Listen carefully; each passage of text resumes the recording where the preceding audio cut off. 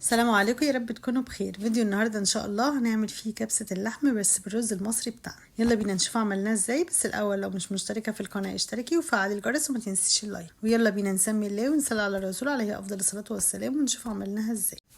اول حاجه بقى اجيب حله او طاسه على النار، حطيت فيها كده معلقتين كبار سمنه ومعلقتين زيت، ونزلت فيها باللحمه. اللحمه دي كبيره فانا مديها كده نص سوا، لكن لو اللحمه معاكي صغيره حطيها نيه كده على طول. فاديت لها نص سوا وقطعت كده، قطعتها حتت صغيره شويه مش كبيره قوي، سبتهاش قطع كبيره قوي. نزلتها في السمنه والزيت واسيبها تتحمر معايا. اول ما تبتدي تاخد لون هكون مقطعه معايا بصلايه كبيره، فرمتها كده ناعم. وكمان قطعت معاها فصين توم، لو عايزه ادقهم طبعا بس محطهمش دلوقتي، انا قطعتهم عشان خاطر يكونوا مع البصل يصفروا كده مع بعض. وهقلب برضو اللحمه كده مع البصل تتكرمل لغايه ما الاقي البصل بقى دبل خالص، ما بحمروش بس يوصل لمرحله الشفافيه كده ويكون دبل شويه. اقلب فيها على طول. اول ما الاقيه بقى دبل انزل عليه بالبهارات، معايا ورق لوري ولومي وحبهان، وكمان بشرت كده نص بلحية من جوزة الطيب، وحطيت فلفل اسود وملح وكمون وكزبرة وبهارات لحمة وبهارات سبعة اللي انتي عايزاه، وكمان لو حطيت معلقة كبيرة كده من بهارات الكبسة. ونزلت عليها بقى بقرنين كبار كده فلفل احمر واخضر، ده كده حر وبارد.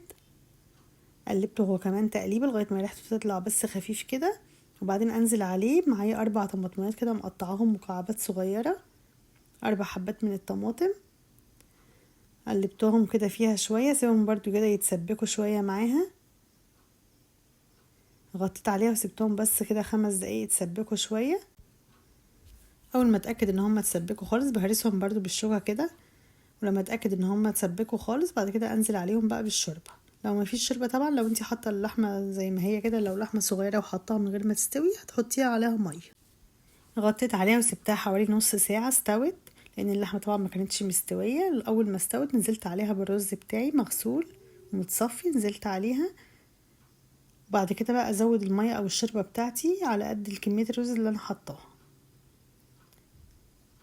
زودت كمان الملح، ما كنتش حاطط ملح لان اللحمه طبعا مش مستويه فالملح بيأخر السوا.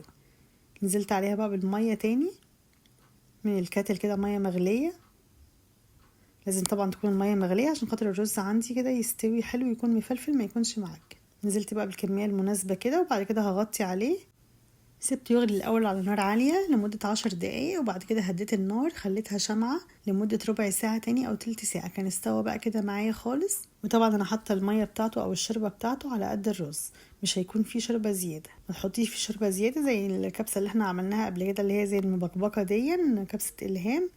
لكن ديت انا عاملاها رز مفلفل عادي، فحاطه الشوربه على قد الرز.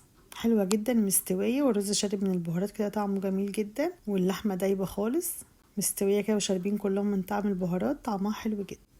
وكمان ممكن تحمصي بقى شويه فول سوداني كده وشويه زبيب في معلقه سمنه وتحطيها كمان على الوش، بيكون طعمه حلو جدا. بس كده، اتمنى الفيديو يكون عجبكم. لو الفيديو عجبكم ما تنسونيش باللايك والاشتراك في القناه وتفعيل الجرس عشان يوصلكم كل فيديوهاتي.